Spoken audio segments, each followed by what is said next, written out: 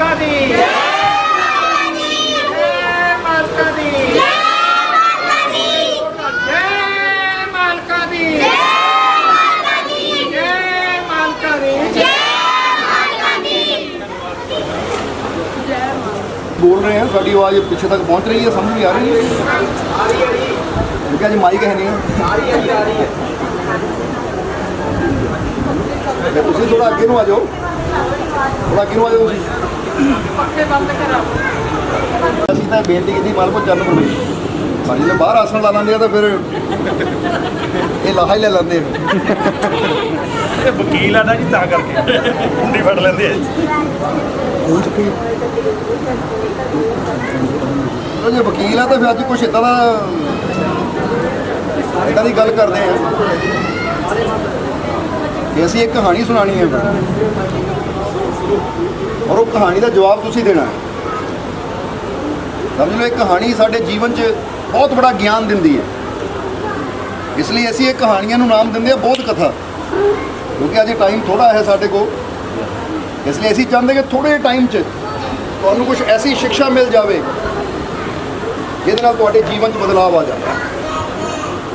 ਕਿਉਂਕਿ ਹਮੇਸ਼ਾ ਅਸੀਂ ਦੱਸੀਦਾ ਹੈ ਕਿ ਜਦ ਵੀ ਸਾਨੂੰ ਸੰਤਾਂ, ਗੁਰੂਆਂ, ਰਹਿਬਰਾਂ, ਪੀਰਾਂ, ਫਕੀਰਾਂ ਦੇ ਕੋਲ ਜਾਣ ਦਾ ਮੌਕਾ ਮਿਲੇ ਤਾਂ ਕਈ ਵਾਰ ਬੰਦਾ ਦੇਖਿਆ ਘਰੋਂ ਜਦੋਂ ਤੁਰਦਾ ਹੈ ਉਹ ਕੀ ਕਹਿ ਕੇ ਜਾਂਦਾ ਹੈ, ਮੈਂ ਸਤਸੰਗ ਸੁਣਨ ਜਾ ਰਿਹਾ, ਮੈਂ ਫਕੀਰਾਂ ਦੇ, ਸੰਤਾਂ ਦੇ, ਗੁਰੂਆਂ ਦੇ ਦਰਸ਼ਨ ਕਰਨ ਜਾ ਰਿਹਾ।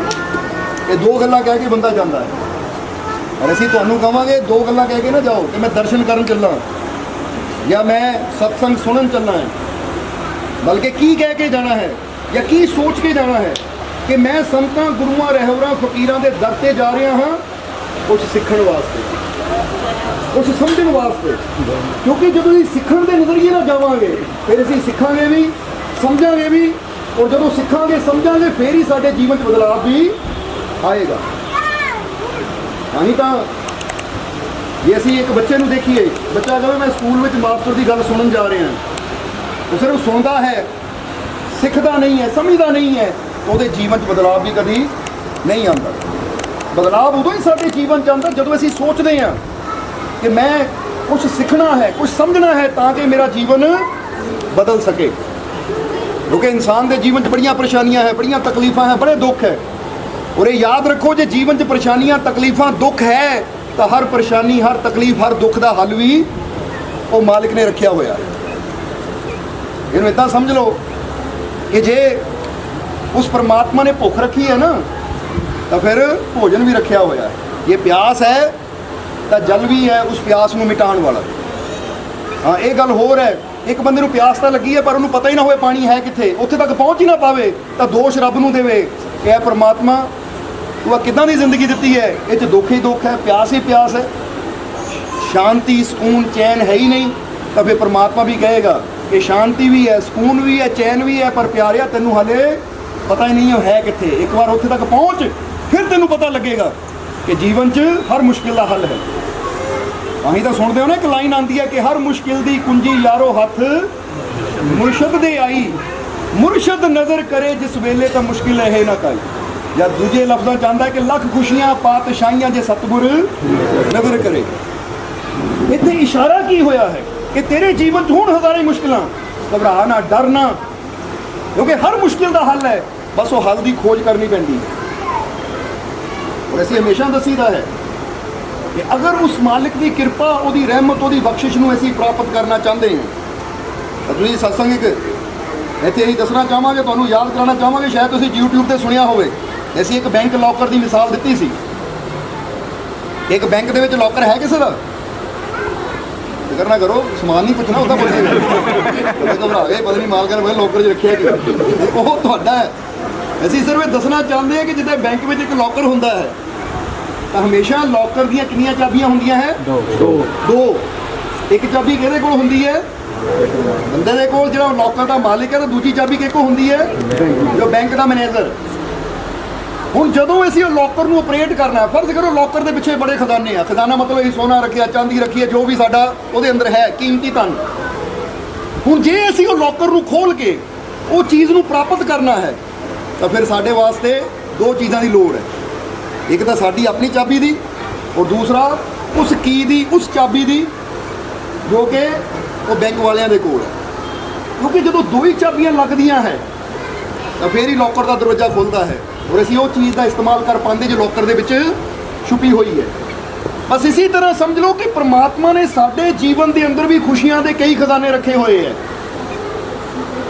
ਕਿਉਂਕਿ ਇਨਸਾਨ ਦਾ ਜਿਹੜਾ ਸਰੀਰ ਹੈ, ਤੁਸੀਂ ਕੀ ਸੋਚਦੇ ਹੋ, ਇਹ ਜਿਹੜਾ 5 ਤੱਤ ਦਾ ਬਣਿਆ ਹੋਇਆ ਸਰੀਰ ਹੈ, ਇਹ ਸਿਰਫ ਇਹੀ ਹੈ? ਇਹਦੇ ਅੰਦਰ ਮਾਲਿਕ ਨੇ, ਪ੍ਰਮਾਤਮਾ ਨੇ, ਪ੍ਰਭੂ ਨੇ ਬਹੁਤ ਕੁਝ ਰੱਖਿਆ ਹੋਇਆ ਹੈ। ਤਾਂ ਹੀ ਤਾਂ ਇੱਕ ਸ਼ਬਦ ਅੰਦਰ ਕਬੀਰ ਸਾਹਿਬ ਨੇ ਬੜੇ ਪਿਆਰੇ ਢੰਗ ਨਾਲ ਇਹ ਗੱਲ ਦੱਸੀ ਹੈ ਕਿ ਨਰ ਨਰਾਇਣੀ ਰੂਪ ਹੈ ਤੂੰ ਮਤ ਸਮਝੇ ਦੇਹ, ਜੋ ਸਮਝੇ ਤੋ ਹਰੀ ਮਿਲੇ, ਨਾ ਸਮਝੇ ਤੋ ਖੇ। ਕਿ ਇਹ ਨਰ ਤੇਰੇ ਅੰਦਰ ਹੀ ਉਹ ਨਰਾਇਣ ਛੁਪਿਆ ਹੋਇਆ ਹੈ। ਇਸ ਲਈ ਇੱਕ ਸ਼ਬਦ ਅੰਦਰ ਆਂਦਾ ਹੈ ਕਿ ਅਨੰਤ ਕੋਟ ਬ੍ਰਹਮੰਡ ਕਾ ਰਾਚਨਹਾਰ ਜਗਦੀਸ਼, ਕੈਸਾ ਸੂਖਸ਼ਮ ਰੂਪ ਧਰ ਆਨ ਵਿਰਾਜਾ ਸ਼ੀਸ਼। ਕਿ ਤੇਰੇ ਇਸ ਮਸਤਕ ਦੇ ਅੰਦਰ ਨਾ ਪ੍ਰਮਾਤਮਾ ਆਪ ਵਿਰਾਜਮਾਨ ਹੈ। ਹੁਣ ਐਡੀ ਵੱਡੀ ਤਾਕਤ ਤੇਰੇ ਕੋਲ ਹੈ, ਪਰ ਫਿਰ ਵੀ ਤੂੰ ਦਰ ਧੱਕੇ ਖਾਂਦਾ ਫਿਰਦਾ। ਕਾਰਨ ਕੀ ਹੈ? ਕਿਉਂਕਿ ਤੈਨੂੰ ਉਹ ਤਾਕਤ ਦਾ ਪਤਾ ਹੀ ਨਹੀਂ ਹੈ ਕਿ ਉੱਥੇ ਤੱਕ ਪਹੁੰਚਿਆ ਕਿੱਦਾਂ ਜਾਵੇ, ਉਹਦਾ ਇਸਤੇਮਾਲ ਕਿੱਦਾਂ ਕੀਤਾ ਜਾਵੇ।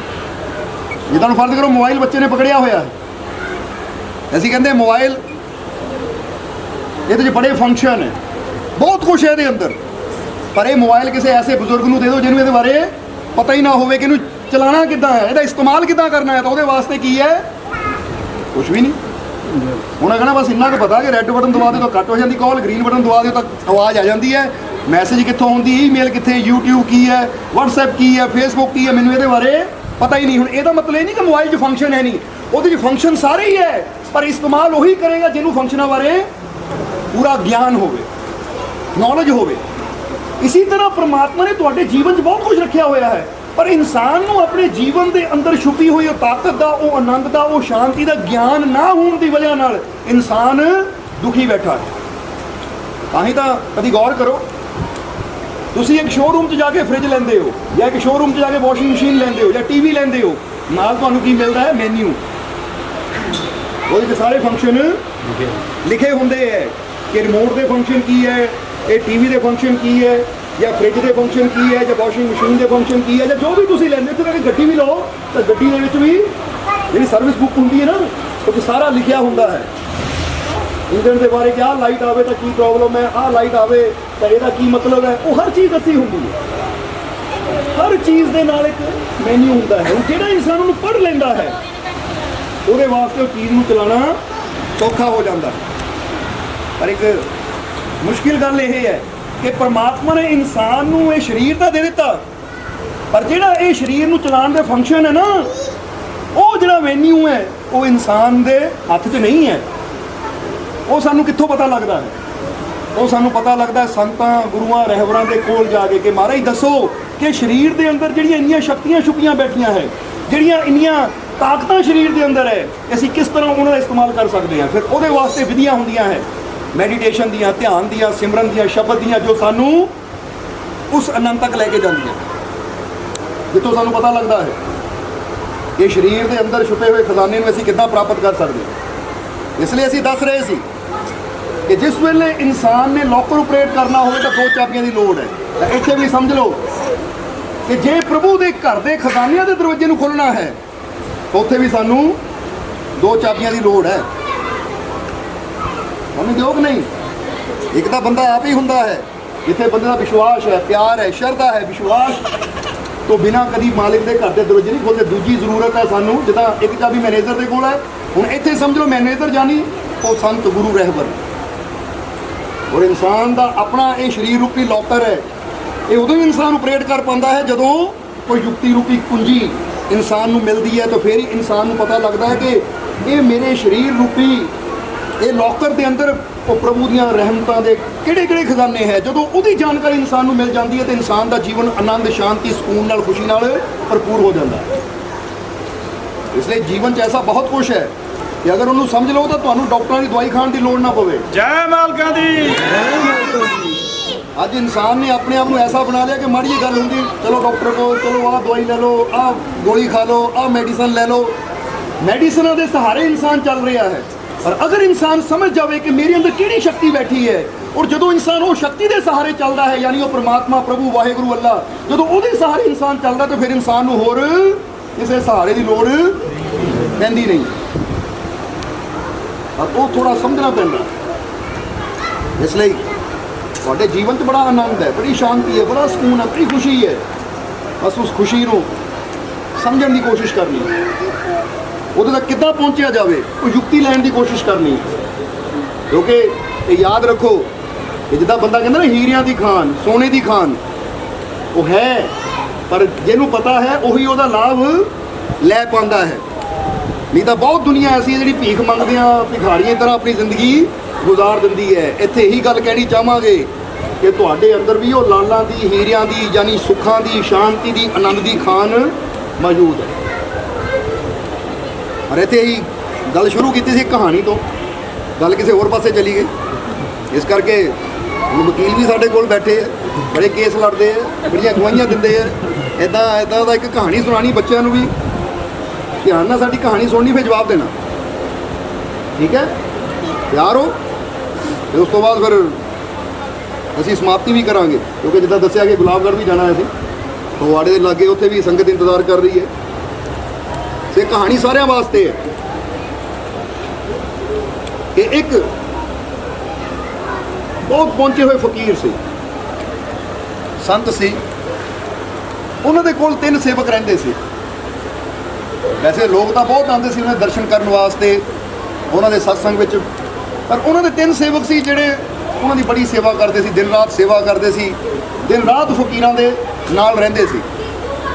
ਹੁਣ ਜਦੋਂ ਫਕੀਰਾਂ ਦਾ ਅੰਤਿਮ ਸਮਾਂ ਆਇਆ, ਯਾਨੀ ਜਦੋਂ ਵਕਤ ਆਇਆ, ਫਕੀਰਾਂ ਨੂੰ ਪਤਾ ਲੱਗ ਗਿਆ ਕਿ ਹੁਣ ਮੇਰੇ ਕੋਲ ਕੁਝ ਦਿਨ ਹੈ ਔਰ ਕੁਝ ਦਿਨਾਂ ਬਾਅਦ ਮੈਂ ਇਸ ਸੰਸਾਰ ਨੂੰ ਛੱਡ ਕੇ ਆਪਣੇ ਮਾਲਕ ਦੇ ਕੋਲ ਸਦਾ ਵਾਸਤੇ ਉਹਦੇ 'ਚ ਲੀਨ ਹੋ ਜਾਣਾ ਹੈ। ਤਾਂ ਫਕੀਰਾਂ ਨੇ ਸੋਚਿਆ ਇਸ ਤੋਂ ਪਹਿਲਾਂ ਕਿ ਮੇਰੀ ਮੌਤ ਆ ਜਾਵੇ, ਜਾਣ ਤੋਂ ਪਹਿਲਾਂ ਆਪਣੀ ਇਸ ਗੱਦੀ ਤੇ ਆਪਣਾ ਇਹ ਤਾਜ ਕਿਸੇ ਸਿਰ ਰੱਖ ਜਾਵਾਂ। ਹੁਣ ਸੇਵਾਦਾਰ 3 ਨੇ, ਹੁਣ ਤਿੰਨਾਂ ਨੂੰ ਤਾਂ ਬਿਠਾਇਆ ਨਹੀਂ ਜਾ ਸਕਦਾ, ਬਿਠਾਉਣਾ ਕਿਸੇ ਇੱਕ ਨੂੰ ਹੈ। ਉਸ ਵੇਲੇ ਫਕੀਰਾਂ ਨੇ ਉਹਨਾਂ ਤਿੰਨਾਂ ਨੂੰ ਕੋਲ ਬੁਲਾਇਆ ਔਰ ਤਿੰਨਾਂ ਨੂੰ ਕਿਹਾ ਕਿ ਮੈਂ ਤੁਹਾਨੂੰ 2 ਦਿਨ ਦਾ ਸਮਾਂ ਦਿੰਦਾ ਹਾਂ। ਇਹ 2 ਦਿਨ 'ਚ ਤੁਸੀਂ ਆਪਣੀ ਆਪਣੀ ਦਿਸ਼ਾ ਨੂੰ ਚੁਣ ਕੇ ਚਲੇ ਜਾਓ, ਜਿੱਦਾਂ ਪੂਰਬ, ਪੱਛਮ, ਉੱਤਰ, ਦੱਖਣ, ਜਿੱਥੇ ਵੀ ਤੁਹਾਨੂੰ ਦਿਲ ਕਰਦਾ, ਕੋਈ ਪੂਰਬ ਚੁਣ ਲਵੇ, ਕੋਈ ਪੱਛਮ, ਕੋਈ ਉੱਤਰ, ਕੋਈ ਦੱਖਣ, ਤਿੰਨੇ ਹੀ ਆਪਣੀ ਆਪਣੀ ਦਿਸ਼ਾਵਾਂ 'ਚ ਚਲੇ ਜਾਓ ਔਰ ਕੋਈ ਨੇਕੀ ਵਾਲਾ ਕੰਮ ਕਰਕੇ ਆਓ। ਔਰ ਜਿਹੜਾ ਸਭ ਤੋਂ ਜ਼ਿਆਦਾ ਨੇਕੀ ਵਾਲਾ ਕੰਮ ਕਰਕੇ ਆਏਗਾ ਉਹਨੂੰ ਮੈਂ ਇੱਥੇ ਬਿਠਾ ਦੇਣਾ ਜਿੱਥੇ ਅੱਜ ਮੈਂ ਬੈਠਾ। ਯਾਨੀ ਉਹਨਾਂ ਨੇ ਕਿਹਾ ਨੇਕ ਕੰਮ ਕਰਕੇ ਆਣਾ ਤੁਸੀਂ। ਔਰ ਜਦੋਂ ਕੋਈ ਨੇਕ ਕੰਮ ਕਰ ਲਿਆ, 2 ਦਿਨ ਦਾ ਵਕਤ ਹੈ, 2 ਦਿਨ ਦੇ ਅੰਦਰ ਨੇਕੀ ਦਾ ਕੰਮ ਕਰਕੇ ਵਾਪਸ ਆ ਜਾਓ, ਕਿਉਂਕਿ ਫਕੀਰਾਂ ਨੂੰ ਪਤਾ ਹੀ ਤੀਜੇ ਦਿਨ ਮੇਰੀ ਮੌਤ ਹੈ। ਹੁਣ ਤਿੰਨਾਂ ਨੇ ਆਗਿਆ ਲੈ ਕੇ, ਇੱਕ ਨੇ ਪੂਰਬ ਦਿਸ਼ਾ ਫੜ ਲਈ, ਦੂਜਾ ਪੱਛਮੀ ਵੱਲ ਚਲਾ ਗਿਆ, ਤੀਜਾ ਉੱਤਰ ਵੱਲ ਚਲਾ ਗਿਆ, ਇੱਦਾਂ ਤਿੰਨੇ ਨਿਕਲ ਗਏ। ਹੁਣ ਜਦੋਂ ਜਾ ਰਹੇ, ਪਹਿਲਾ ਜੋ ਪੂਰਬ ਵੱਲ ਗਿਆ ਸੀ, ਚਲਦੇ ਚਲਦੇ ਨੂੰ ਅੱਗੇ ਇੱਕ ਨਦੀ ਨਜ਼ਰ ਆਈ। ਇੱਕ ਨਦੀ, ਉਹਨੇ ਕੀ ਦੇਖਿਆ ਕਿ ਨਦੀ ਦੇ ਵਿੱਚ ਇੱਕ ਨੌਜਵਾਨ ਡੁੱਬ ਰਿਹਾ ਔਰ ਆਵਾਜ਼ ਦੇ ਰਿਹਾ, ਬਚਾਓ ਬਚਾਓ, ਮੈਂ ਮਰ ਜਾਣਾ ਹੈ, ਕੋਈ ਹੈ ਜੋ ਮੈਨੂੰ ਬਚਾ ਲਵੇ, ਮਦਦ ਵਾਸਤੇ ਚਿल्ला ਰਿਹਾ ਹੈ। ਇਹਨੇ ਜਦੋਂ ਦੇਖਿਆ, ਇਹਦੇ ਮਨ 'ਚ ਆਇਆ ਕਿ ਗੁਰੂ ਨੇ ਕਿਹਾ ਸੀ ਕੋਈ ਨੇਕ ਕੰਮ ਕਰੋ, ਇਹ ਤੋਂ ਬੜੀ ਨੇਕੀ ਦੀ ਗੱਲ ਹੋਰ ਕੀ ਹੋ ਸਕਦੀ, ਕਿਸੇ ਮਰਦੇ ਹੋਏ ਬੰਦੇ ਨੂੰ ਜੀਵਨ ਦੇਣਾ। ਕਿਉਂਕਿ ਮੈਂ ਜਾ ਸਕਦਾ ਇੱਥੋਂ, ਜੇ ਮੈਂ ਚਲਾ ਜਾਵਾਂ ਇਹ ਮਰ ਜਾਏਗਾ, ਪਰ ਜੇ ਮੈਂ ਇਹਨੂੰ ਬਚਾ ਲੈਂਦਾ ਆਪਣੀ ਜਾਨ ਖਤਰੇ 'ਚ ਪਾ ਕੇ, ਤਾਂ ਇਹ ਤੋਂ ਬੜੀ ਨੇਕੀ ਕੋਈ ਹੋ ਹੀ ਨਹੀਂ ਸਕਦੀ। ਇਸ ਲਈ ਉਹਨਾਂ ਨਦੀ 'ਚ ਛਾਲ ਮਾਰੀ ਔਰ ਉਹ ਡੁੱਬਦੇ ਹੋਏ ਨੌਜਵਾਨ ਨੂੰ ਕਿਸੇ ਤਰ੍ਹਾਂ ਫੜ ਕੇ ਖਿੱਚ ਕੇ ਨਦੀ ਦੇ ਕਿਨਾਰੇ ਲਿਆਂਦਾ, ਉਹਦੀ ਜਾਨ ਬਚਾਈ। ਨੌਜਵਾਨ ਨੇ ਧੰਨਵਾਦ ਕੀਤਾ ਕਿ ਤੁਸੀਂ ਮੇਰੀ ਜਾਨ ਬਚਾਈ, ਉਹਦੇ ਵਾਸਤੇ ਦੁਆ ਕੀਤੀ ਕਿ ਪ੍ਰਮਾਤਮਾ ਤੁਹਾਨੂੰ ਖੁਸ਼ੀਆਂ ਦੇਵੇ, ਕਿਰਪਾ ਕਰੇ। ਉਸ ਤੋਂ ਬਾਅਦ ਨੌਜਵਾਨ ਚਲਾ ਗਿਆ ਤੇ ਸੇਵਕ ਨੇ ਮਨ 'ਚ ਸੋਚਿਆ ਕਿ ਗੁਰੂ ਨੇ ਕਿਹਾ ਸੀ ਕੋਈ ਨੇਕੀ ਦਾ ਕੰਮ ਕਰਨਾ, ਹੋ ਗਿਆ, ਹੁਣ ਵਾਪਸ ਜਾਵਾਂ, ਜਾ ਕੇ ਗੁਰੂ ਨੂੰ ਦੱਸਾਂ ਕਿ ਮਹਾਰਾਜ ਮੈਂ ਕਿਸੇ ਮਰ ਰਹੇ ਬੰਦੇ ਦੀ ਜਾਨ ਬਚਾਈ ਹੈ, ਇਸ ਤੋਂ ਬੜਾ ਨੇਕੀ ਦਾ ਕੰਮ ਹੋਰ ਕੀ ਹੋ ਸਕਦਾ। ਇਸ ਲਈ ਉੱਥੋਂ ਉਹ ਵਾਪਸ ਤੁਰ ਪਿਆ। ਇੱਧਰ ਦੂਸਰਾ ਇਨਸਾਨ ਜਿਹੜਾ ਪੱਛਮ ਵੱਲ ਗਿਆ ਸੀ, ਉਹ ਵੀ ਤੁਰਿਆ ਜਾ ਰਿਹਾ ਹੈ। ਜਦੋਂ ਤੁਰਿਆ ਜਾ ਰਿਹਾ ਹੈ ਤਾਂ ਉਹਦੀ ਨਜ਼ਰ ਤੁਰੇ ਜਾਂਦੇ ਦੀ ਕਿੱਥੇ ਪਈ ਕਿ ਸਾਹਮਣੇ ਇੱਕ ਲਾਲ ਰੰਗ ਦੀ ਥੈਲੀ ਪਈ ਹੋਈ ਹੈ, ਰੇਸ਼ਮੀ ਕੱਪੜਾ, ਲਾਲ ਰੰਗ ਦੀ ਥੈਲੀ। ਜਦੋਂ ਇਹਨਾਂ ਦੇਖਿਆ ਕੀ ਇਹਦੇ 'ਚ, ਖੋਲ੍ਹ ਕੇ ਦੇਖਿਆ ਤਾਂ ਥੈਲੀ ਹੀਰਿਆਂ ਨਾਲ ਭਰੀ ਹੋਈ ਹੈ। ਸਮਝ ਲਓ ਕਰੋੜਾਂ ਦਾ ਧਨ ਸੀ ਉਹਦੇ 'ਚ। ਚਾਰੋਂ ਤਰਫ ਦੇਖਿਆ ਕੋਈ ਨਜ਼ਰ ਨਹੀਂ ਆਇਆ। ਇਹਨੇ ਉਹ ਥੈਲੀ ਚੱਕੀ ਔਰ ਚੱਕ ਕੇ ਕੋਲ ਝੋਲੀ ਸੀ ਉਹ 'ਚ ਪਾ ਲਈ, ਤੁਰ ਪਿਆ ਅੱਗੇ ਨੂੰ। ਹੁਣ ਇੰਨਾ ਧਨ, ਕਿਉਂਕਿ ਹੀਰਿਆਂ ਨਾਲ ਭਰੀ ਹੋਈ ਥੈਲੀ ਝੋਲੀ 'ਚ ਪਾ ਲਈ, ਤੁਰਿਆ ਜਾ ਰਿਹਾ। ਕੋਈ ਦੇਖਣ ਵਾਲਾ ਵੀ ਹੈ ਨਹੀਂ, ਕੋਈ ਪੁੱਛਣ ਵਾਲਾ ਵੀ ਹੈ ਨਹੀਂ। ਚਾਰੋਂ ਪਾਸੇ ਨਜ਼ਰ ਮਾਰੀ ਕਿਹਦੀ ਹੈ, ਪਰ ਕੋਈ ਹੈ ਹੀ ਨਹੀਂ ਉੱਥੇ, ਕਿਉਂਕਿ ਜੰਗਲ ਹੈ। ਅੱਗੇ ਤੁਰਿਆ ਜਾ ਰਿਹਾ ਹੈ। ਜਦੋਂ ਉੱਥੋਂ ਚੱਲਦੇ ਚੱਲਦੇ ਨੂੰ ਸਮਝ ਲਓ 2-4 ਕਿਲੋਮੀਟਰ ਅੱਗੇ ਗਿਆ ਤਾਂ ਅੱਗੇ ਸੇਠ ਆ ਰਿਹਾ ਹੈ, ਬੜਾ ਪਰੇਸ਼ਾਨ, ਕੁਛ ਲੱਭਦਾ ਆ ਰਿਹਾ ਹੈ। ਤਾਂ ਇਸਨੇ ਸੇਠ ਨੂੰ ਪੁੱਛਿਆ ਕਿ ਸੇਠ ਜੀ, ਕਿਉਂਕਿ ਪਹਿਰਾਵੇ ਤੋਂ ਪਤਾ ਲੱਗ ਗਿਆ ਕੋਈ ਅਮੀਰ ਸੇਠ ਹੈ, ਪੁੱਛਿਆ ਸੇਠ ਜੀ ਕੀ ਲੱਭ ਰਹੇ ਹੋ, ਬੜੇ ਪਰੇਸ਼ਾਨ ਹੋ ਤੁਸੀਂ? ਸੇਠ ਕਹਿੰਦਾ ਮੈਂ ਇੱਥੋਂ ਦੀ ਗਿਆ ਸੀ, ਸ਼ਹਿਰ ਨੂੰ ਜਾ ਰਿਹਾ ਸੀ। ਜਦੋਂ ਮੈਂ ਆਪਣੇ ਘਰੋਂ ਤੁਰਿਆ ਤਾਂ ਮੇਰੇ ਕੋਲ ਇੱਕ ਥੈਲੀ ਸੀ ਜਿਹਦੇ 'ਚ ਬੜੇ ਕੀਮਤੀ ਰਤਨ ਸੀ, ਜਵਾਹਰਾਤ ਸੀ, ਹੀਰੇ ਸੀ, ਪਰ ਇਸ ਯਾਤਰਾ ਵਿੱਚ ਪਤਾ ਨਹੀਂ ਉਹ ਕਿੱਥੇ ਗਿਰ ਗਈ। ਮੈਂ ਹੁਣ ਉਹੀ ਤਲਾਸ਼ ਕਰਦਾ ਵਾਪਸ ਜਾ ਰਿਹਾ, ਉਹੀ ਤਲਾਸ਼ ਕਰਦਾ ਵਾਪਸ ਜਾ ਰਿਹਾ, ਮੈਨੂੰ ਮਿਲ ਨਹੀਂ ਰਹੀ, ਮੈਂ ਬੜਾ ਪਰੇਸ਼ਾਨ। ਇਹਨੇ ਪੁੱਛਿਆ ਜੀ ਕਿਹੜੇ ਰੰਗ ਦੀ ਸੀ? ਉਹਨਾਂ ਕਿਹਾ ਲਾਲ ਰੰਗ ਦੀ ਸੀ, ਔਰ ਸੁਨਹਿਰੀ ਡੋਰ ਨਾਲ ਉਹਦਾ ਮੂੰਹ ਬੰਨਿਆ ਹੋਇਆ ਸੀ। ਇਹਨੇ ਉਸ ਵੇਲੇ ਆਪਣੀ ਝੋਲੀ 'ਚੋਂ ਥੈਲੀ ਕੱਢੀ, ਕਹਿੰਦਾ ਸੇਠ ਜੀ ਆਹੀ ਤਾਂ ਨਹੀਂ ਸੀ? ਸੇਠ ਕਹਿੰਦਾ ਹਾਂ ਇਹੀ ਸੀ। ਕਹਿੰਦਾ ਲਓ ਮਹਾਰਾਜ, ਤੇ ਤੁਹਾਡਾ ਧਨ ਤੁਹਾਨੂੰ, ਕਿਉਂਕਿ ਮੈਂ ਵੀ ਲੱਭ ਰਿਹਾ ਸੀ ਕਿ ਹੈ ਕਿਹਦਾ ਹੱਕ ਇਹ, ਉਹਨੂੰ ਦੇ ਕੇ ਆਵਾਂ। ਸੇਠ ਬੜਾ ਖੁਸ਼ ਹੋਇਆ ਕਿ ਇੰਨਾ ਲੱਖਾਂ ਕਰੋੜਾਂ ਦਾ ਧਨ ਕਿਸੇ ਨੂੰ ਮਿਲੇ, ਦੇਖਣ ਵਾਲਾ ਕੋਈ ਹੋਵੇ ਨਾ, ਔਰ ਉਹ ਬੰਦਾ ਵਾਪਸ ਕਰਦਾ ਵੀ ਨਹੀਂ ਤਾਂ ਇਹਦਾ ਕੀ ਨਿਕਲ ਜਾਂਦਾ ਉੱਥੋਂ ਦੀ। ਮੈਂ ਕਿਹੜਾ ਦੀ ਤਲਾਸ਼ੀ ਲੈਣੀ ਸੀ, ਜਾਂ ਮੈਂ ਕਿਹੜਾ ਨੂੰ ਪੁੱਛਣਾ ਸੀ? ਪਰ ਕਿੰਨਾ ਚੰਗਾ ਬੰਦਾ ਹੈ ਜਿਸ ਨੇ ਇਹ ਧਨ ਮੈਨੂੰ ਵਾਪਸ ਕਰ ਦਿੱਤਾ। ਸੇਠ ਨੇ ਉਹਨੂੰ ਇਨਾਮ ਦੇਣਾ ਚਾਹਿਆ ਕਿ ਲੈ ਮੈਂ ਤੈਨੂੰ ਕੁਝ ਦੇਵਾਂ। ਉਹ ਕਹਿੰਦਾ ਜੀ ਮੈਂ ਲਾਲਚ ਵਿੱਚ ਨਹੀਂ ਕੀਤਾ, ਬਸ ਮੇਰੇ ਗੁਰੂ ਨੇ ਸਿਖਾਇਆ ਹੈ ਕਿ ਜੋ ਜਿਹਦਾ ਹੱਕ ਹੁੰਦਾ ਹੱਕ ਉਹਨੂੰ ਦਿਓ, ਕਿਉਂਕਿ ਹੱਕ ਪਰਾਇਆ ਨਾਨਕਾ ਉਸ ਸੂਰ ਉਸ ਗਾਏ। ਜਿਸ ਦਾ ਹੱਕ ਨਾ ਖਾਓ ਕਦੀ।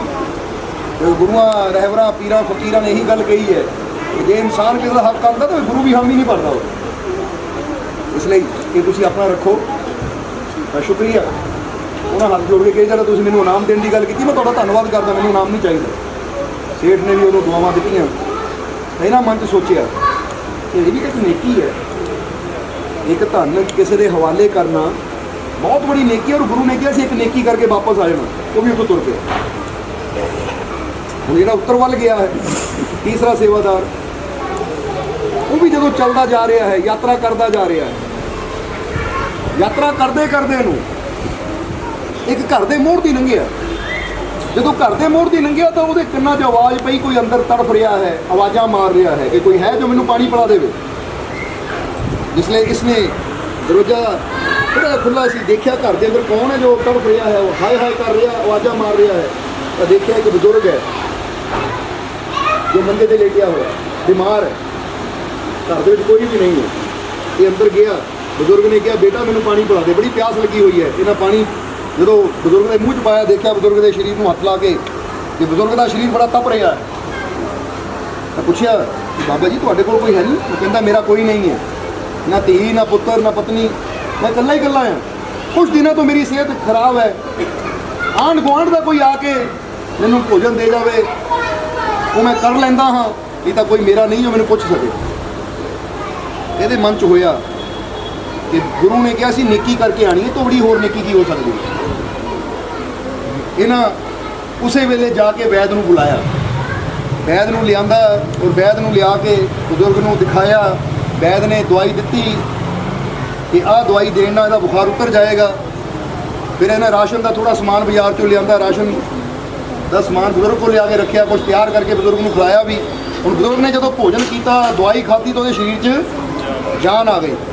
ਬਜ਼ੁਰਗ ਨੇ ਦੁਆਵਾਂ ਦਿੱਤੀਆਂ ਕਿ ਰੱਬ ਤੇਰਾ ਭਲਾ ਕਰੇ। ਆਸ਼ੀਰਵਾਦ ਦਿੱਤਾ ਬਜ਼ੁਰਗ ਨੇ ਕਿ ਜੇ ਤੂੰ ਨਾ ਆਉਂਦਾ ਤਾਂ ਸ਼ਾਇਦ ਪਿਆਸ ਨਾਲ ਤੜਪ ਕੇ ਮੈਂ ਮਰ ਜਾਂਦਾ। ਤੂੰ ਆਇਆ, ਵੈਦ ਨੂੰ ਲਿਆਂਦਾ, ਮੈਨੂੰ ਦੁਆ ਦਾਰੂ ਦਿੱਤੀ, ਮੈਨੂੰ ਭੋਜਨ ਦਿੱਤਾ, ਬੇਟਾ ਤੂੰ ਬਹੁਤ ਨੇਕੀ ਦਾ ਕੰਮ ਕੀਤਾ, ਪਰਮਾਤਮਾ ਤੈਨੂੰ ਬਹੁਤਾ ਦੇਵੇ। ਇਹ ਬਜ਼ੁਰਗ ਨੇ ਇਹਨੂੰ ਦੁਆਵਾਂ ਦਿੱਤੀਆਂ। ਔਰ ਇੱਧਰ ਇਹਨਾਂ ਮਨ 'ਚ ਸੋਚਿਆ ਗੁਰੂ ਨੇ ਕਿਹਾ ਸੀ ਜਾ ਕੇ ਕੋਈ ਇੱਕ ਨੇਕੀ ਦਾ ਕੰਮ ਕਰਨਾ, ਇਹ ਵੀ ਨੇਕੀ ਦਾ ਕੰਮ ਹੋ ਗਿਆ। ਹੁਣ ਉੱਥੋਂ ਇਹ ਵੀ ਵਾਪਸ ਆ ਗਿਆ। ਹੁਣ ਜਦੋਂ ਇਹ ਤਿੰਨੇ ਹੀ ਵਾਪਸ ਗੁਰੂ ਦੇ ਕੋਲ ਪਹੁੰਚੇ ਤਾਂ ਗੁਰੂ ਨੇ ਪੁੱਛਿਆ ਕਿੱਦਾਂ ਵੀ ਤੁਹਾਨੂੰ ਕਿਹਾ ਸੀ ਕਿ ਜਾ ਕੇ ਇੱਕ ਨੇਕੀ ਦਾ ਕੰਮ ਕਰਕੇ ਆਓ, ਕੀਤਾ ਤੁਸੀਂ? ਤਾਂ ਤਿੰਨੇ ਹੀ ਦੱਸ ਰਹੇ ਹੈ। ਪਹਿਲੇ ਨੇ ਦੱਸਿਆ ਜਿਹੜਾ ਪੂਰਬ ਵੱਲ ਗਿਆ ਸੀ ਕਿ ਮਹਾਰਾਜ ਮੈਂ ਨਦੀ 'ਚ ਡੁੱਬਦੇ ਇੱਕ ਬੰਦੇ ਦੀ ਜਾਨ ਬਚਾਈ ਹੈ। ਹੁਣ ਤੁਸੀਂ ਦੱਸੋ ਇਹ ਨੇਕੀ ਹੈ? ਗੁਰੂ ਕਹਿੰਦਾ ਹਾਂ ਨੇਕੀ ਹੈ। ਦੂਜੇ ਨੂੰ ਪੁੱਛਿਆ ਤੂੰ ਦੱਸ ਵੀ ਤੂੰ ਕਿਹੜਾ ਨੇਕੀ ਦਾ ਕੰਮ ਕੀਤਾ? ਕਹਿੰਦਾ ਜੀ ਮੈਂ ਲੱਖਾਂ ਕਰੋੜਾਂ ਦਾ ਧਨ ਮੈਨੂੰ ਮਿਲਿਆ ਸੀ, ਮੈਂ ਚਾਹੁੰਦਾ ਰੱਖ ਸਕਦਾ ਸੀ, ਪਰ ਮੈਂ ਉਹ ਧਨ ਉਹਦੇ ਮਾਲਿਕ ਤੱਕ ਪਹੁੰਚਾਇਆ। ਇਹ ਵੀ ਇੱਕ ਨੇਕੀ ਹੈ। ਹੁਣ ਤੀਜੇ ਨੂੰ ਪੁੱਛਿਆ ਤੂੰ? ਕਹਿੰਦਾ ਮਹਾਰਾਜ ਮੈਂ ਇੱਕ ਬਜ਼ੁਰਗ ਦੀ ਜਾਨ ਬਚਾਈ। ਉਹ ਬਿਮਾਰ ਸੀ, ਉਹਨੂੰ ਪਾਣੀ ਪਿਲਾਇਆ, ਵੈਦ ਨੂੰ ਬੁਲਾਇਆ, ਦਵਾਈ ਦਿੱਤੀ, ਖਾਣਾ ਉਹਦੇ ਵਾਸਤੇ ਤਿਆਰ ਕਰਕੇ ਭੋਜਨ ਕਰਾਇਆ ਉਹਨੂੰ, ਇਸ ਕਰਕੇ ਉਹਦੀ ਮੈਂ ਜਾਨ ਬਚਾਈ। ਹੁਣ ਜਦੋਂ ਗੁਰੂ ਨੇ ਦੇਖਿਆ ਕਿ ਕੰਮ ਤਾਂ ਤਿੰਨਾਂ ਨੇ ਨੇਕੀ ਵਾਲੇ ਕੀਤੇ, ਬਹੁਤ ਬੜੇ ਕੀਤੇ, ਪਰ ਤਿੰਨਾਂ ਨੂੰ ਤਾਂ ਫਿਰ ਵੀ ਮੈਂ ਇਹ ਚੀਜ਼ ਨਹੀਂ ਦੇ ਸਕਦਾ, ਦੇਣੀ ਤਾਂ ਕਿਸੇ ਇੱਕ ਨੂੰ ਹੈ। ਪਰ ਹੁਣ ਤਿੰਨਾਂ ਚੋਂ ਕਿਹਨੂੰ ਦੇਵਾਂ? ਸਭ ਤੋਂ ਬੜਾ ਨੇਕੀ ਦਾ ਕੰਮ ਤਿੰਨਾਂ ਚੋਂ ਕਿਹਨਾਂ ਕੀਤਾ? ਜਿਹਨੂੰ ਮੈਂ ਇਹ ਦਾਤ ਦੇ ਦੇਵਾਂ, ਯਾਨੀ ਇਹ ਗੱਦੀ ਤੇ ਬਿਠਾ ਦੇਵਾਂ। ਹੁਣੇ ਤੁਸੀਂ ਦੱਸਣਾ ਹੈ ਕਿ ਗੁਰੂ ਨੇ ਕਿਹਨੂੰ ਚੁਣਿਆ। ਅਗਰ ਗੁਰੂ ਨੇ ਤਿੰਨਾਂ ਨੂੰ ਸਾਹਮਣੇ ਖੜੇ ਕੀਤਾ ਔਰ ਤਿੰਨਾਂ ਨੂੰ ਸਾਹਮਣੇ ਖੜੇ ਕਰਨ ਤੋਂ ਬਾਅਦ ਗੁਰੂ ਨੇ ਇੱਕ ਦੀ ਤਰਫ ਇਸ਼ਾਰਾ ਕੀਤਾ ਕਿ ਤੇਰਾ ਕੰਮ ਸਭ ਤੋਂ ਜ਼ਿਆਦਾ ਨੇਕੀ ਦਾ ਹੈ, ਤੂੰ ਆ ਜਾ ਔਰ ਸਭ ਕੁਝ ਲੈ ਜਾ। ਉਹ ਕਿਹੜਾ ਸੀ ਜਿਹਨੂੰ ਗੁਰੂ ਨੇ ਬੁਲਾ ਕੇ ਦਿੱਤਾ ਤੁਹਾਡੀਆਂ ਨਜ਼ਰਾਂ 'ਚ? ਇਹ ਹੁਣ ਤੁਸੀਂ ਜਵਾਬ ਦਿਓ। ਲੰਗਰ ਕਿਹਨੇ ਖਵਾਇਆ? ਇਹ ਸਾਹਿਬ ਇਹ ਕੇਸ ਲੜਦੇ ਆ, ਕੇਸ ਨਵਾਂ ਪੈ ਗਿਆ। ਨਾਲੇ ਪਤਾ ਨਾ, ਇੱਕ ਨੇ ਨਦੀ 'ਚ ਡੁੱਬਦੀ ਜਾਨ ਬਚਾਈ ਪਹਿਲਾ, ਦੂਜੇ ਨੇ ਧਨ ਵਾਪਸ ਕੀਤਾ, ਤੀਜੇ ਨੇ ਬਜ਼ੁਰਗ ਦੀ ਜਾਨ ਬਚਾਈ। ਤਿੰਨੇ ਕੰਮ ਨੇਕੀ ਦੇ ਆ, ਪਰ ਗੁਰੂ ਨੇ ਤਿੰਨਾਂ 'ਚ ਇੱਕ ਨੂੰ ਚੁਣਿਆ। ਹੁਣੇ ਤੁਸੀਂ ਦੱਸਣਾ ਗੁਰੂ ਨੇ ਕਿਹਨੂੰ ਚੁਣਿਆ? ਵੈਸੇ ਤਾਂ ਦੱਸ ਹੀ ਦੇਣਾ ਤੁਹਾਨੂੰ। 2 ਨੰਬਰ ਵਾਲੇ ਔਰ ਜਿਹਨੂੰ ਚੁਣਿਆ ਨਾਲ ਇਹ ਵੀ ਦੱਸ ਦੇਣਾ ਰੀਜ਼ਨ ਕੀ ਹੈ, ਰੀਜ਼ਨ ਵੀ ਦੱਸਣਾ ਹੈ, ਠੀਕ ਹੈ। ਇੱਕ ਨੌਜਵਾਨ ਦੀ ਜ਼ਿੰਦਗੀ ਬਚਾਈ, ਲਾਸਟ ਨੇ ਇੱਕ ਬਜ਼ੁਰਗ ਦੀ ਜ਼ਿੰਦਗੀ ਬਚਾਈ। ਦੋ ਨੰਬਰ ਸੈਕਿੰਡ ਪਹਿਲੀ ਵਾਲਾ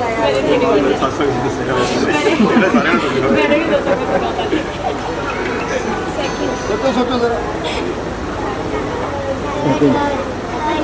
ਜਿਹਨੇ ਖਾਲੀ ਦਿੱਤੀ ਜੋ ਇਦਾਂ ਪਹਿਲੇ ਵਾਲੇ ਕਿਹੜੇ ਬੰਦੇ ਉਹ ਹੱਥ ਖੜਾ ਕਰੋ, ਐਦਾਂ ਪਤਾ ਨਹੀਂ ਲੱਗਦਾ। ਜਿਹੜੇ 1 ਨੰਬਰ ਦੇ ਜਿਹੜੇ ਕਹਿੰਦੇ ਪਹਿਲੀ ਦੀ ਨੇਕੀ ਵੱਡੀ ਆ ਉਹ ਹੱਥ ਖੜੇ ਕਰੋ। ਵੈਸੇ ਕਹਾਣੀ ਸਮਝ ਵੀ ਆਈ ਕਿ ਨਹੀਂ? ਠੀਕ ਸਮਝ? ਹੁਣ ਦੱਸੋ, ਮੈਨੂੰ ਲੱਗਦਾ ਹੈ ਕਿ ਪਹਿਲਾ ਵਾਲਾ ਹੈ ਜਿਹਨੇ ਨਦੀ 'ਚ ਡੁੱਬਦੇ ਨੌਜਵਾਨ ਦੀ ਜਾਨ ਬਚਾਈ, ਉਹ ਹੱਥ ਖੜਾ ਕਰੋ। ਜਿਹਨੂੰ ਲੱਗਦਾ ਦੂਜਾ ਹੈ ਜਿਹਨੇ ਥੈਲੀ ਸੇਠ ਤੱਕ ਵਜਾਈ, ਉਹ ਹੱਥ ਖੜਾ ਕਰੋ। ਜਿਹਨੂੰ ਲੱਗਦਾ ਤੀਜਾ ਹੈ ਜਿਹੜਾ ਬਜ਼ੁਰਗ ਨੂੰ ਰੋਟੀ ਖਿਲਾਈ, ਉਹ ਹੱਥ ਖੜਾ ਕਰੋ। ਦੋ ਵਾਰੀ ਕਰੀ ਜਾਂਦੇ ਵੀ ਮੇਰਾ ਤੇਲ ਵੀ ਮੇਰਾ ਬਾਕੀ ਗੱਲ ਨਹੀਂ ਹੈ ਮੇਰੀ। ਦੂਜਾ ਹੀ ਤੀਜਾ ਅਜੇ ਕਹਿਣਾ ਲੱਗਦਾ ਤੀਜਾ ਹੈ। ਤੁਹਾਨੂੰ ਸਮਝ ਨਹੀਂ ਆਈ? ਇਹ ਕਹਿਣਾ ਲੱਗਦਾ ਦੂਜਾ ਠੀਕ ਉਹ ਵੀ 3 ਤੇ ਹੀ ਕਰਦੇ ਨੇ ਸਾਰੇ ਨੂੰ ਤਿੰਨ ਤੇ ਹੀ ਹੈ। ਇਹ ਵਿੱਚ ਦੋ ਵਾਲੇ ਵੀ ਹੈਗੇ ਦੋ ਵਾਲੇ। ਚਲੋ ਸਸਪੈਂਸ ਨੂੰ ਖਤਮ ਕਰੀਏ ਕਿ ਦੱਸ ਦਈਏ ਫਿਰ। ਜਿਨ੍ਹਾਂ ਨੇ ਕਿਹਾ ਹੈ ਪਹਿਲਾਂ ਤਾਂ ਕਿਸੇ ਨੇ ਕਿਹਾ ਹੀ ਨਹੀਂ ਡੁੱਬ ਜਾਊਗਾ ਹੈ। ਅੱਛਾ, ਜਿਨ੍ਹਾਂ ਨੇ ਕਿਹਾ ਤੀਜਾ ਉਹ ਗਲਤ ਹੈ, ਕਿਉਂਕਿ ਗੁਰੂ ਨੇ ਚੁਣਿਆ। ਹੁਣ ਕਾਰਨ ਵੀ ਸੋਚਣਾ ਹੈ ਕਿਉਂ ਗੁਰੂ ਨੇ ਚੁਣਿਆ ਦੂਸਰੇ ਨੂੰ, ਕਿਉਂਕਿ ਗੀਤਾ ਦੇ ਅੰਦਰ ਸ਼੍ਰੀ ਕ੍ਰਿਸ਼ਨ ਨੇ ਨਰਕ ਦੇ ਕੁਝ ਦਰਵਾਜ਼ੇ ਦੱਸੇ ਜਿਨ੍ਹਾਂ 'ਚ ਉਹਨਾਂ ਨੇ ਕਿਹਾ ਕ੍ਰੋਧ ਵੀ ਨਰਕ ਦਾ ਦੁਆਰ ਹੈ ਤਾਂ ਲੋਭ ਵੀ ਨਰਕ ਦਾ ਦੁਆਰ ਹੈ। ਜ਼ਿਆਦਾਤਰ ਜਦ ਵੀ ਇਨਸਾਨ ਪਾਪ ਕਰਦਾ ਹੈ ਤਾਂ ਲੋਭ ਦੇ ਵਸ ਹੋ ਕੇ ਕਰਦਾ ਹੈ, ਕਿਉਂਕਿ ਜਦੋਂ ਇਨਸਾਨ ਦੇ ਅੰਦਰ ਲੋਭ ਪੈਦਾ ਹੋ ਜਾਂਦਾ ਹੈ ਤਾਂ ਫਿਰ ਲੋਭ ਦੇ ਵਸ ਹੋ ਕੇ ਤੁਸੀਂ ਦੇਖਦੇ ਹੋ ਨਾ ਕਿ ਕਈ ਵਾਰ ਸਗੇ ਭਰਾ ਹੁੰਦੇ ਆ, ਇੱਕ ਦੇ ਅੰਦਰ ਲੋਭ ਪੈਦਾ ਹੋ ਗਿਆ ਜ਼ਮੀਨ ਨੂੰ ਲੈ ਕੇ, ਪੈਸੇ ਨੂੰ ਲੈ ਕੇ, ਤਾਂ ਇੱਕ ਦੂਜੇ ਦੀ ਜਾਨ ਦੇ ਦੁਸ਼ਮਣ ਵੀ ਉਹ ਬਣ ਜਾਂਦੇ। ਇਨਸਾਨ ਚੋਰੀ ਕਰਦਾ ਹੈ, ਇਨਸਾਨ ਠਗੀਆਂ ਕਰਦਾ ਹੈ, ਤੇ ਕਿਹਦੇ ਕਰਕੇ ਕਰਦਾ ਹੈ? ਸੋ ਗੁਰੂ ਨੇ ਕਿਹਾ ਕਿ ਇਹ ਬੱਚੇ ਨੇ, ਯਾਨੀ ਮੇਰੇ ਦੂਸਰੇ ਸੇਵਕ ਨੇ ਆਪਣੇ ਲੋਭ ਨੂੰ ਪੂਰੀ ਤਰ੍ਹਾਂ ਜਿੱਤਿਆ ਹੋਇਆ ਹੈ। ਔਰ ਤਾਕਤ ਉਹਨੂੰ ਹੀ ਦੇਣ ਦਾ ਫਾਇਦਾ ਹੁੰਦਾ ਹੈ ਜਿਹਦੇ ਅੰਦਰ ਕਿਸੇ ਕਿਸਮ ਦਾ ਲਾਲਚ ਨਾ ਹੋਵੇ। ਕਿਸੇ ਲੋਭੀ ਇਨਸਾਨ ਦੇ ਹੱਥ ਤਾਕਤ ਜਾਏਗੀ। ਉਹ ਫਰਜ਼ ਕਰੋ, ਬੰਦਾ ਕਹਿੰਦਾ ਮੇਰੇ ਦੇਸ਼ ਦਾ ਪ੍ਰਧਾਨ ਮੰਤਰੀ ਜਾਂ ਮੇਰੇ ਏਰੀਏ ਦਾ ਜੋ CM ਹੈ, ਚੀਫ ਮਿਨਿਸਟਰ ਹੈ, ਉਹ ਲੋਭੀ ਹੋਵੇ ਤਾਂ ਉਹਨਾਂ ਕੀ ਕਰਨਾ? ਇਦਾਂ ਦੇ ਕਰ ਲਾ ਦੇਣੇ ਕਿ ਬੰਦੇ ਦੀ ਜਾਨ ਕੱਢ ਲੈਣੀ। ਕਹਿੰਦਾ ਚਮੜੀ ਵੀ ਲਾ ਲਓ ਇਹਨਾਂ ਦੀ, ਤਾਂ ਜਿਹਦੇ ਅੰਦਰ ਲੋਭ ਨਹੀਂ ਹੋਏਗਾ ਉਹਨਾਂ ਹਮੇਸ਼ਾ ਦੂਜੇ ਬਾਰੇ ਸੋਚਣਾ ਹੈ। ਲੋਭੀ ਇਨਸਾਨ ਹਮੇਸ਼ਾ ਆਪਣੇ ਬਾਰੇ ਸੋਚਦਾ ਹੈ ਕਿ ਮੈਨੂੰ ਕੀ ਮਿਲਣਾ ਹੈ, ਤਾਂ ਪ੍ਰੇਮੀ ਇਨਸਾਨ ਹਮੇਸ਼ਾ ਦੂਜੇ ਬਾਰੇ ਸੋਚਦਾ ਕਿ ਮੈਂ ਉਹਦੀ ਖਾਤਰ ਕੀ ਕਰ ਸਕਦਾ। ਇਸ ਲਈ ਗੁਰੂ ਨੇ ਕਿਹਾ ਇਹ ਤਾਕਤ ਕੋਈ ਛੋਟੀ ਨਹੀਂ ਹੈ, ਇਸ ਲਈ ਇਹਨੇ ਲੋਭ ਨੂੰ ਜਿੱਤਿਆ ਹੋਇਆ ਹੈ। ਇਸ ਲਈ ਸਭ ਤੋਂ ਬੜੀ ਨੇਕੀ ਇਹਦੀ ਹੈ, ਕਿਉਂਕਿ ਬਜ਼ੁਰਗ ਦਾ ਖਿਆਲ ਤਾਂ ਆਂਢੀ ਗੁਆਂਢੀ ਵੀ ਰੱਖਦੇ ਸੀ। ਬਜ਼ੁਰਗ ਨੇ ਦੱਸਿਆ ਹੀ ਹੈ ਕਿ ਭਾਈ ਜਦੋਂ ਮੈਨੂੰ ਕੋਈ ਖਾਣ ਦਿੰਦਾ ਆਂਢੀ ਗੁਆਂਢੀ ਆਉਂਦੇ ਆ, ਉਹ ਮੈਨੂੰ ਭੋਜਨ ਦੇ ਜਾਂਦੇ, ਉਹੀ ਖਾ ਕੇ ਮੈਂ ਗੁਜ਼ਾਰਾ ਕਰਦਾ ਹਾਂ। ਥੋੜੀ ਦੇਰ ਹੋਰ ਪੁਕਾਰਦਾ ਤਾਂ ਸ਼ਾਇਦ ਕੋਈ ਗੁਆਂਢੀ ਆ ਕੇ ਉਹਦੀ ਉਹ ਕਰ ਲੈਂਦਾ। ਔਰ ਇੱਧਰ ਨੌਜਵਾਨ ਜਿਹੜਾ ਹੈ ਮਰ ਰਿਹਾ ਸੀ, ਉਹਨੂੰ ਕੋਈ ਹੋਰ ਵੀ ਬਚਾ ਸਕਦਾ ਸੀ, ਕਿਉਂਕਿ ਉਹਦੇ 'ਚ ਸੀਗਾ। ਇਹਨਾਂ ਨੇ ਜਿੱਦਾਂ ਆਪਾਂ ਕਹੀਏ ਮੈਂ ਕਿਸੇ ਮੁਰਦੇ ਨੂੰ ਬਚਾਇਆ, ਮਰਦੇ ਨੂੰ ਬਚਾਇਆ, ਤਾਂ ਉਹ 'ਚ ਇਹਦਾ ਮਤਲਬ ਮੇਰਾ ਲੋਭ ਤੇ ਕੰਟਰੋਲ ਜਾਂ ਕਾਮ ਤੇ ਕੰਟਰੋਲ ਜਾਂ ਕੋਹ ਤੇ ਉਹਦੇ ਨਾਲ ਇਹਦਾ ਕੋਈ ਲਿੰਕ ਨਹੀਂ। ਮੈਂ ਹੈਲਪ ਕਰ ਦਿੱਤੀ, ਔਰ ਹੈਲਪ ਤਾਂ ਕੋਈ ਵੀ ਕਰ ਸਕਦਾ, ਲੋਭੀ ਇਨਸਾਨ ਵੀ ਕਿਸੇ ਦੀ ਹੈਲਪ ਕਰ ਦਿੰਦਾ ਹੈ। ਪਰ ਇਹਦੇ ਮਨ 'ਚ ਕੋਈ ਲੋਭ ਨਹੀਂ ਸੀ, ਧਨ ਮਿਲਿਆ ਚਾਹੁੰਦਾ ਤਾਂ ਉਹਨੂੰ ਰੱਖ ਸਕਦਾ ਸੀ, ਪਰ ਫਿਰ ਵੀ ਇਹ ਨਾ ਉਹਨੂੰ ਵਾਪਸ ਕੀਤਾ। ਅਗਲਾ ਇਨਾਮ ਵੀ ਦੇਣਾ ਚਾਹੁੰਦਾ ਸੀ ਨਾ, ਇਨਾਮ ਵੀ ਕਬੂਲ ਨਹੀਂ ਕੀਤਾ, ਕਿਉਂਕਿ ਇਹਦੇ ਮਨ 'ਚ ਨੇਕੀ ਕਰਨ ਦੀ ਭਾਵਨਾ ਸੀ ਕਿ ਮੈਂ ਜੇ ਅੱਛਾਈ ਕਰਨੀ ਹੈ ਤਾਂ ਕਿਸੇ ਲਾਲਚ ਵਿੱਚ ਨਹੀਂ, ਇਹ ਮੈਂ ਅੱਛਾਈ ਕਰ ਰਿਹਾ ਆਪਣੇ ਮਾਲਕ ਦੀ ਖੁਸ਼ੀ ਦੀ ਖਾਤਰ, ਕਿਉਂਕਿ ਮੇਰੇ ਗੁਰੂ ਨੇ ਕਿਹਾ ਸੀ ਕੋਈ ਨੇਕ ਕੰਮ ਕਰਕੇ ਆਣਾ ਹੈ। ਤਾਂ ਜੇ ਮੈਂ ਇਹਦੇ ਕੋਈ ਇਨਾਮ ਲੈ ਲਿਆ ਤਾਂ ਨੇਕੀ ਤਾਂ ਰਹਿ ਹੀ ਨਹੀਂ ਗਈ, ਫਿਰ ਇਹ ਤਾਂ ਹੋ ਗਿਆ ਮੈਂ ਇਨਾਮ ਦੇ ਲਾਲਚ 'ਚ ਕੀਤਾ। ਇਸ ਲਈ ਇੱਥੋਂ ਕੀ ਪਤਾ ਲੱਗਦਾ ਹੈ ਕਿ ਜਦ ਵੀ ਨੇਕੀ ਕਰਨ ਦਾ ਮੌਕਾ ਮਿਲੇ ਤਾਂ ਐਸੀ ਨੇਕੀ ਕਰੀਏ ਕਿ ਉਹਦੇ 'ਚ ਸਾਡਾ ਕੋਈ ਲਾਲਚ ਨਾ ਹੋਵੇ। ਕਈ ਵਾਰ ਬੰਦਾ ਦੇਖਦਾ ਨੇਕੀ ਵੀ ਕਰਦਾ ਪਰ ਨਾਲ ਇੱਕ ਲਾਲਚ ਵੀ ਹੁੰਦਾ, ਮੈਂ ਉਹਦੀ ਖਾਤਰ ਆਹ ਕਰਾਂ ਤਾਂ ਅੱਗੇ ਮੈਨੂੰ ਆਹ ਫਲ ਮਿਲੇਗਾ, ਮੈਂ ਇਦਾਂ ਕਰਾਂ ਤਾਂ ਅੱਗੇ ਮੈਨੂੰ ਉਹ ਮਿਲੇਗਾ। ਦੇਖਿਆ ਨਾ ਵਿਆਹਾਂ 'ਚ ਸਗਨ ਵੀ ਬੰਦੇ ਦਿੰਦੇ ਆ, ਇਹਨੂੰ 501 ਦਿੱਤਾ ਤਾਂ ਅਗਲੀ ਵਾਰ ਨੂੰ ਮੈਨੂੰ 501 ਮਿਲਣਾ। ਲਿਖ ਲੈਂਦਾ ਬੰਦਾ, ਨੋਟ ਕਰ ਲੈਂਦਾ ਹੈ। ਲਿਖਦੇ ਹੋ ਕਿ ਨਹੀਂ? ਆ ਵਿਆਹ ਜੋ ਨਾ ਕਿੰਨਾ ਦਿੱਤਾ, ਕਿਹੜਾ ਸੂਟ ਦਿੱਤਾ, ਕਿੰਨੇ ਕੱਪੜੇ ਦਿੱਤੇ, ਉਹ ਲਿਖਦੇ ਆ ਤਾਂ ਕਿ ਅਗਲੀ ਵਾਰ ਨੂੰ ਉਹਨੂੰ ਨਹੀਂ ਰਿਟਰਨ ਕਰੀ, ਵਾਧੂ ਨਾ ਚਲਾ ਜਾਵੇ। ਕਿਉਂਕਿ ਬੰਦਾ ਜੋ ਦਿੰਦਾ ਹੈ ਮਕਸਦ ਹੁੰਦਾ ਇਹਦੇ ਬਦਲੇ ਮੈਨੂੰ ਕੁਝ ਮਿਲਣਾ ਚਾਹੀਦਾ। ਹੁਣ ਜਦੋਂ ਕੋਈ ਨੇਕੀ ਅਸੀਂ ਕਰਦੇ ਹਾਂ ਉਹਦੇ ਪਿੱਛੇ ਕੋਈ ਮਕਸਦ ਰੱਖ ਲੈਂਦੇ ਆ ਤਾਂ ਫਿਰ ਉਹ ਨੇਕੀ ਇੱਕ ਕਿਸਮ ਦੀ ਸਾਡੀ ਖਤਮ ਹੋ ਜਾਂਦੀ ਹੈ। ਤਾਂ ਜਦੋਂ ਬੰਦਾ ਕਹਿੰਦਾ ਹੈ, ਤਾਂ ਹੀ ਕਹਿੰਦੇ ਨੇਕੀ ਕਰ ਤੂੰ ਐਵੇਂ ਡਰ, ਕਿ ਤੂੰ ਅੱਛਾ ਕਰ, ਅੱਗੇ ਉਮੀਦ ਨਾ ਰੱਖ ਕਿ ਉਹ ਤੈਨੂੰ ਧੰਨਵਾਦ ਵੀ ਕਰੇ। ਜਿਹਦਾ ਬੰਦਾ ਕਹਿੰਦਾ ਮੈਂ ਤੇਰੀ ਹੈਲਪ ਕੀਤੀ ਤੂੰ ਮੈਨੂੰ ਥੈਂਕ ਯੂ ਵੀ ਨਹੀਂ ਕਿਹਾ, ਕਿਉਂ ਕਵੇ, ਕਿਉਂ ਕਹਾਣਾ, ਅਸੀਂ ਉਹਦੇ ਕੋਲੋਂ ਬਦਲਾ ਕਿਉਂ ਲੈਣਾ। ਹਾਂ ਉਹਦੀ ਆਪਣੀ ਅੱਛਾਈ ਹੋਏਗੀ ਤਾਂ ਥੈਂਕ ਯੂ ਕਹਿ ਦੇਗਾ, ਨਹੀਂ ਕਹਿੰਦਾ ਤਾਂ ਆਪਣੇ ਮਨ 'ਚ ਕੁਝ ਰੱਖਣਾ। ਤੈਨੂੰ ਤਾਂ ਹੋਣਾ ਚਾਹੀਦਾ ਹੈ ਕਿ ਮੈਂ ਆਪਣੀ ਵੱਲੋਂ ਕੁਝ ਅੱਛਾ ਕਰ ਦਿੱਤਾ। ਲੱਗੇ ਸਾਰਿਆਂ ਨੂੰ? ਜਿਨ੍ਹਾਂ ਨੇ ਦੂਸਰਾ ਕਿਹਾ ਸੀ ਉਹਨਾਂ ਵਾਸਤੇ ਸ਼ਾਬਾਸ਼।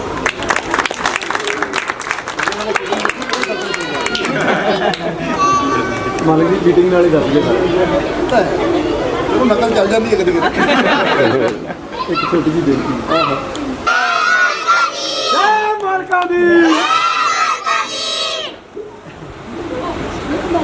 ਸੋਚਿਆ ਕਰੋ ਜੇ ਅਸੀਂ ਨੱਚਦੇ ਆ ਸਾਡੇ ਨਾਲ ਜੇ ਅਸੀਂ ਹੱਸਦੇ ਆ ਸਾਡੇ ਨਾਲ ਉਹ ਵੀ ਹੱਸਦੇ।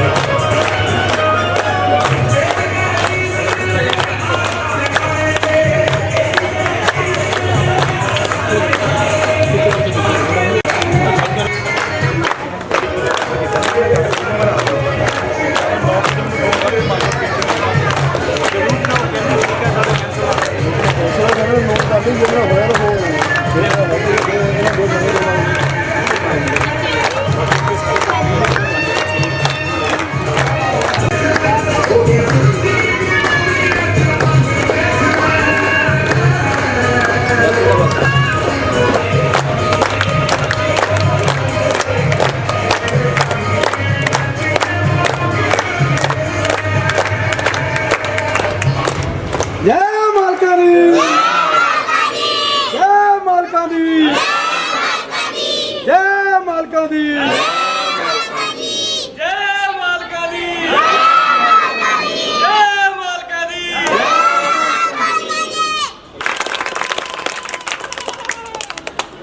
ਇੱਕ ਐਤਵਾਰ ਰੱਖਦੇ ਹੁੰਦੇ ਜਿਸ ਨੂੰ ਰੂਹਾਨੀ ਐਤਵਾਰ ਕਹਿੰਦੇ ਆ। ਉਸ ਦਿਨ ਸਿਰਫ ਰੂਹਾਨੀਅਤ ਦੀ ਹੀ ਗੱਲ ਹੁੰਦੀ ਹੈ।